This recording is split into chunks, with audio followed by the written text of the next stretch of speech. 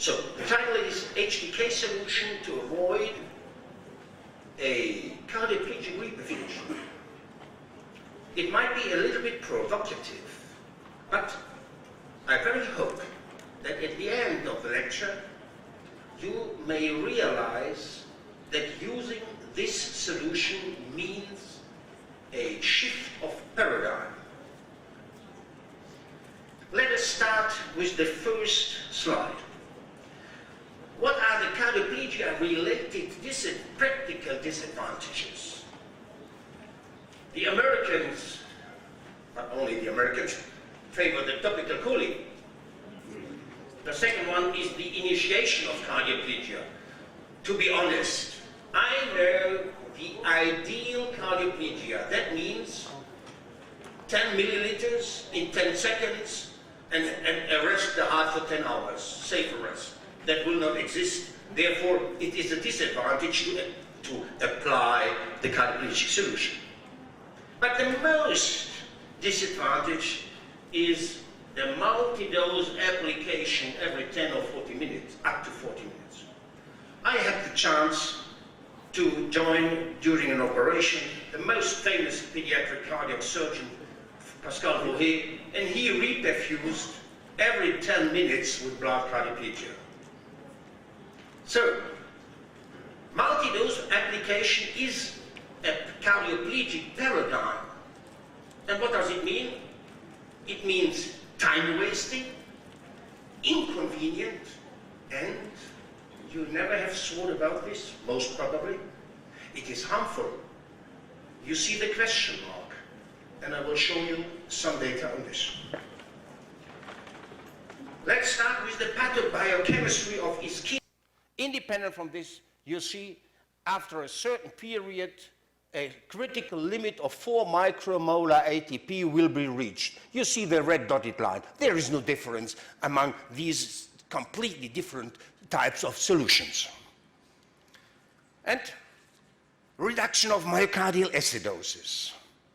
What happens during ischemia if you do not reperfuse? The following happens. You see different cardioplegic solutions, and independent what you are applying, the interstitial pH will decrease. You see the green dotted line, and that is a pathophysiological fact that the critical pH for resuscitation of the total body, as you all know, is 7.0. This is different to the myocardium. The myocardium can be resuscitated up to a pH of 6.0. Therefore, that is the critical limit for resuscitation. And you see different types of decreases. One is very fast, one is very slow. Another point, and this is for the first time in my lecture now, we point to the neonatal heart. It was a wonderful study from San Francisco a long time ago, and they could demonstrate at 45 minutes of cross-clamp, at normal thermia, their piglets produce much more lactate in the same period in comparison to the adult hearts. That is very interesting, and we should keep in mind. The only source to get energy is for the myocardium during anaerobiosis is the anaerobic glycolysis. And anaerobic glycolysis produces lactate. And this, as I have been demonstrated before, will produce myocardial acidosis. And if you or if we do not interrupt this myocardial acidosis, what will happen? The anaerobic glycolysis inhibits itself. What does it mean? The heart kills itself if you will not influence this development of myocardial acidosis. The consequence is cell death. Therefore, what methods do we have to reduce this myocardial acidosis? Continuous perfusion. You all know what does it mean, continuous perfusion. That makes the surgeon crazy, that makes the perfusionist crazy, all, because it's disturbing. Therefore, the better option is repleage.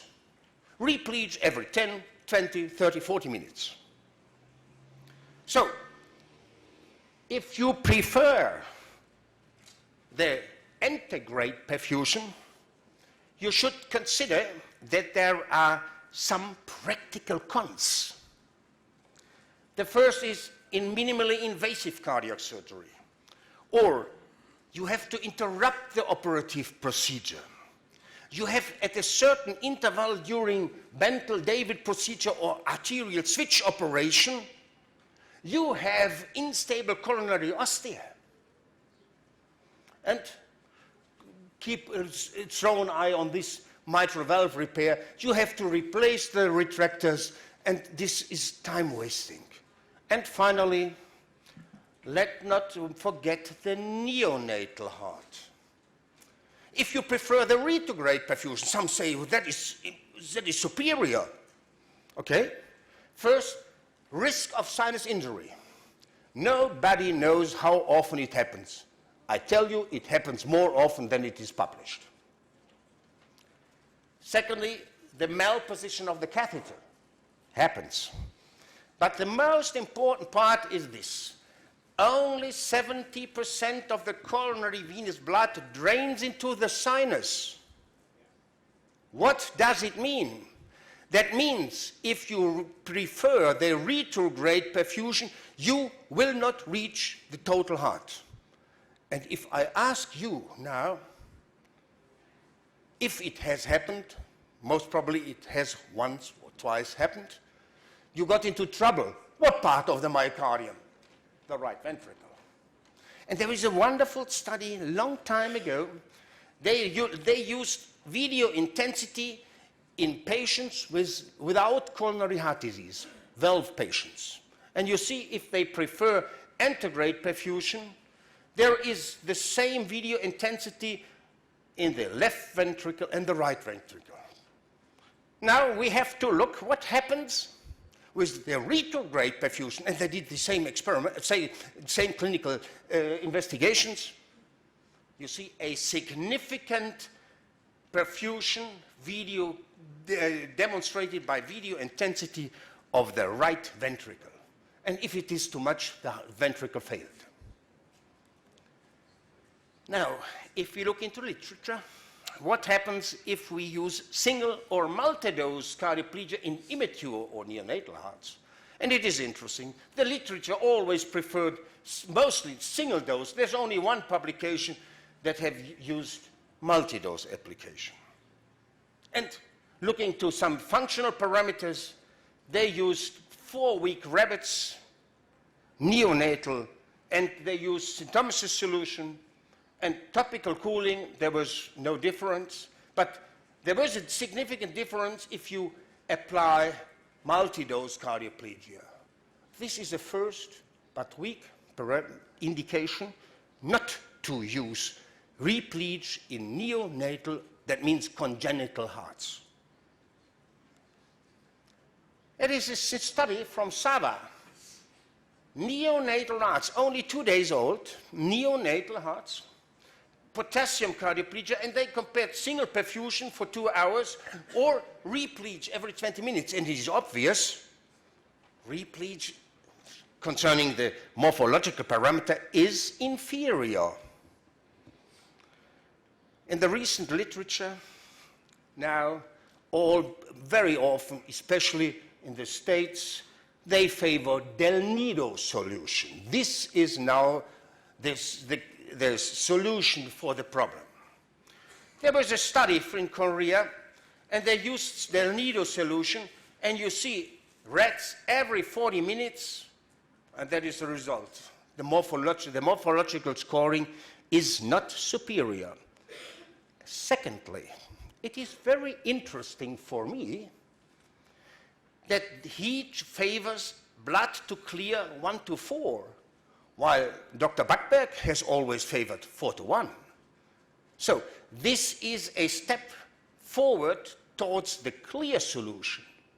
There are only traces of blood inside. A colleague of mine in my study group, we have now investigated adult and neonatal hearts, piglets, 3 days old, and we looked. We have a special method, time is not enough to explain, to evaluate the development of the edema formation. And you see, and this is for the first time these data are presented, brand new data. You see the neonatal heart develops very fast in myocardial edema, while it takes by far longer in the adult group. No cardioplegia, simple ischemia at normothermia. And this might be an indication why replegia in neonatal hearts is inferior. What is the optimum? The optimum is once only single antegrade perfusion. Now, how can we perform this? We know replegia There is a third way, and this third way is called extracellular buffering. The effectiveness of a buffer is related to the pK value and the appropriate pH range. The appropriate pH range is between 7 and 6, as I've demonstrated before. And what different kind of buffers do we have? We have the bicarbonate buffer, but the bicarbonate buffer does not act at anaerobics, during ischemia. And we have the histidine buffer. This is quite good, not optimal. Here, this is the optimal buffer, carnosine, 6.8 at 25 degrees. But please, I ask you to believe me, carnosine completely failed. The hearts were completely destroyed. So carnosine, the reason for this, we do not know, but it failed. Therefore, the remaining buffer is the histidine. And the effectiveness of a buffer is also related or depends on the buffer concentration. The higher the concentration, the more effective is the buffer. But we have a problem. And the problem is called osmolarity. The upper limit of osmolarity is 300 milliosmol. So, therefore, I conclude only low sodium solutions offer the opportunity to add a highly concentrated buffer. This might be a little bit disturbing, and you might be puzzled a little bit in the moment, but I'll show you a slide. You see, this is the osmolarity 300. An extracellular type of solution, so St-Thomas' solution or others, or Buchberg solution. You see, this is the remaining space to add a buffer. While if you have a low sodium concentrated solution, the osmotic space is by far higher. What is the clinical consequence or practical consequence? Then we, Dr. Bretschneider and me, we developed this solution. Low potassium, low calcium, slightly increased potassium, increased magnesium, but here you see the big advantage of this solution. A really highly concentrated buffer could be included. What are the indications for Custudiol, or as I always call HDK solution? First, the pediatric cardiac surgery, then combined procedures, valve surgery plus CABG, aortic surgery, minimally invasive or robotic surgery, redo surgery, transplantation, and perhaps you may smile, surgery with trainees. I tell you, this solution protects the myocardium of the patient under these circumstances and your coronaries. If you are training some guys. And you see the grafts, the CABG. You see the question marks. No, because you are so fast, it makes no sense. But graft protection may be an indication. We have investigated human vein grafts for 6 hours at 25 degrees symptomacy solution, and you see the complete destruction of the cellular of morphology. And in comparison to HDK, it was superb. So you can use for longer cross-clamping periods, and you have to do other things than the graft. The graft may be protected by HDK. What are the guidelines? As I have mentioned initially, we prefer antegrade perfusion. You can use either two-stage or cannula or double venous cannulation. The volume is 1,500 to 2,000 ml. In the babies, 30 to 50 ml per kilogram body weight. And the younger the baby, the higher the volume. The reason is very simple, because the coronary resistance of the neonatal heart is by far lower than that one of the older kid or of the adults. 6 to 8 minutes. 4 to 6 with the babies, but in transplantation, 10 minutes. That is important. Perfusion temperature, 6 to 10 degrees. In transplantation, less than 5 degrees. That is the storage temperature. But only single dose application, and in case of cardioplegic reperfusions, it happens, unfortunately, in 10% of the cases, give only 1 or 2 minutes only, nothing more. So we have analyzed in human hearts what happens during HDK, the HDK application, what happens with the O2 consumption of the human heart. And you see it decreases from roughly 3 ml to 1 ml for the total heart, only valves and hypertrophic obstructive cardiomyopathies, nothing else. The temperature equilibration was finished within 3 minutes. Now people have argued, well, this is only an effect of HDK solution. Therefore, we were almost forced to use symptomacy solution under clinical conditions. And you see, after 3 minutes, that was the recommendation, only perfusion for 3 minutes, the same. Why is it necessary to further reduce the O2 consumption? Because the lower the O2 consumption is, the higher is the amount of creatine phosphate. That means I can only theoretically speculate. You may increase the energetical status of the myocardium only by increasing of cardioplegic perfusion time. Whether it plays a clinical role, I have no idea. This is only theoretical thoughts. It is interesting. We have used harmonic imaging echocardiography during HCK perfusion. 64-year-old lady with severest hypertrophy of the left ventricle due to an aortic stenosis. And you see, even after 6 minutes, there are some areas that are not equilibrated with the myocardium. Crystalloid solution. What is the consequence? The consequence says equilibration processes are volume, but mostly time-related.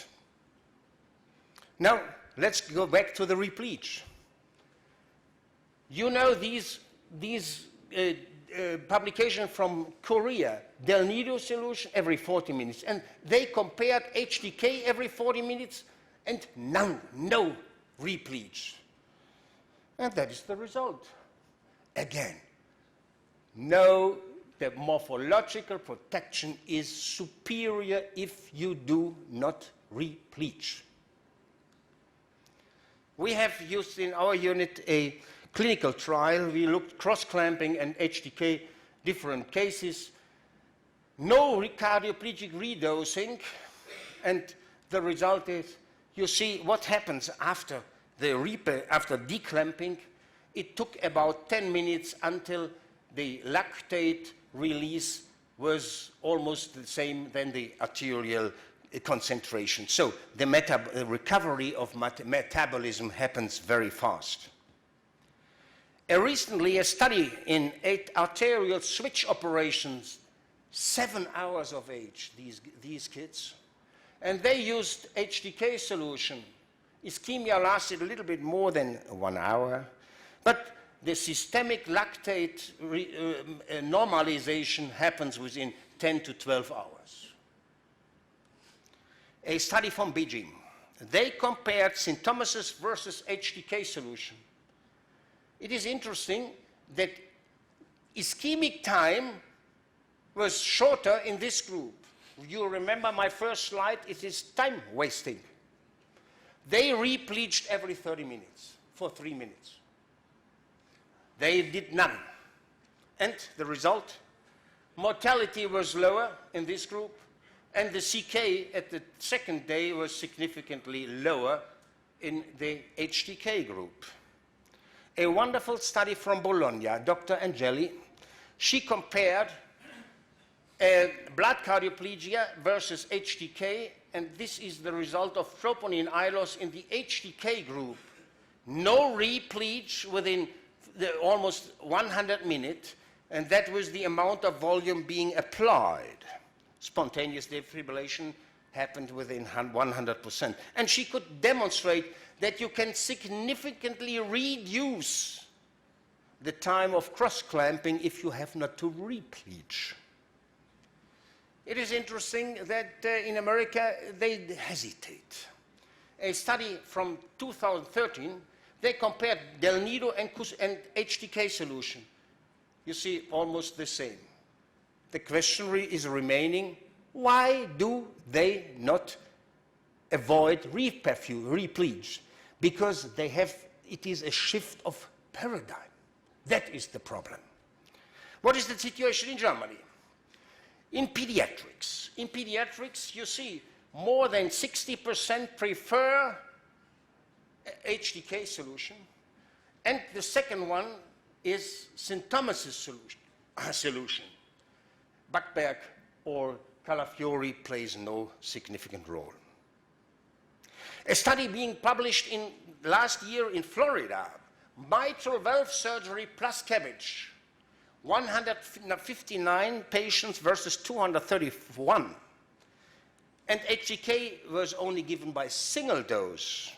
Again, the ischemia lasted shorter, and the only parameter that differs was the mortality, the survival rate was longer in the HDK group. But there were significant less postoperative problems in custodial group, less gastrointestinal complications, less new pacemaker implantations, and less cases of dialysis. Another study in mitral valve surgery, 2,700 patients, low output only being treated by HDK solution, low output syndrome in 1.4%. You see, the in-hospital mortality was 1.2%, while the survival rate for 5 years was 87%. A study from Italy, they compared HDK versus blood cardioplegia and acute aortic dissection. The same ischemic time, no repleach every 20 to 30 minutes. And they could demonstrate that the troponin I loss was slightly significant higher in the blood cardioplegic group.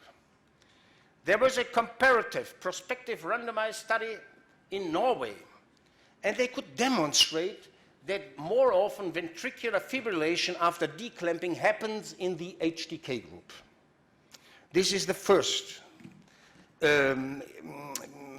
parameter we should throw an eye. The second one is the troponin T loss.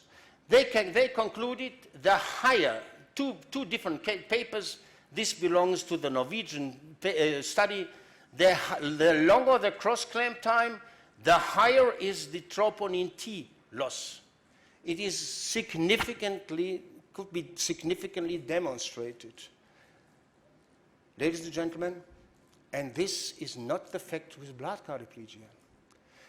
You see, there is no significant correlation. And that is the reason why the FDA refused to accept troponin T or I loss as parameter to evaluate the quality of the myocardial protective method. So this is the final slide, or one of the final slides. It is said HDK solution is more expensive, correct, than blood cardioplegia. This is the first study, retrospective study. They compared blood cardioplegia 4:1 versus HDK and the package cost per case. And they could demonstrate that they could save with HDK roughly $3,000 to $6,000 dollars. All were minimally invasive cases, mitral valves. And they compared lengths of the stay at the intensive care and other lengths of the hospital stay. They compared all parameters. The only parameter that were equivalent was the stroke rate. The stroke rate was similar in both groups, while in all other groups, HDK was superior. That was demonstrated at the Sunnybell meeting this year in February. You see, if you use in 50% of the cases HDK, they calculated you can save $500,000. So, adults, the situation in Germany is as follows. You see in cabbage, 70%, even more than blood cardioplegia, the blood-based method, but the majority favors the Calafiore method. That is quite normal. It is very, very cheap and effective. In the valves, the situation completely changed. It is up to 50%, and in the complex procedures, it reaches the 50% limit. So this is the end, and that is the take-home message. Cardioplegic reperfusions are mandatory for efficient myocardial protection by cold, firstly, and washout of protons if unbuffered solutions are applicated. Cold and washout lead to myocardial alkalosis relatively, either by physicochemical alterations or by attenuation of extracellular proton concentration. The interstitial pH seems to be the most important parameter for tolerance to ischemia, and there is being more significant than the ATP content or energetical status. Myocardial acidosis is the reason for plegic reperfusions. Buffered cardioplegic solutions keep the interstitial pH relatively alkalotic during ischemia. Since they have a high buffer capacity, the protective efficacy is higher and much less temperature dependent. Intracellular type, that means low sodium solutions with a suitable highly concentrated buffer, HDK solution, protect the myocardium against ischemia, induced effects up to 3 hours of cardiac arrest at moderate systemic temperature, 34 degree, by only single initial cardioplegic perfusion without plegic reperfusions. Ambitious modern cardiac surgery is today feasible without cardioplegic reperfusions, and cardioplegia without replegia means a paradigm shift. I thank you very much for your attention.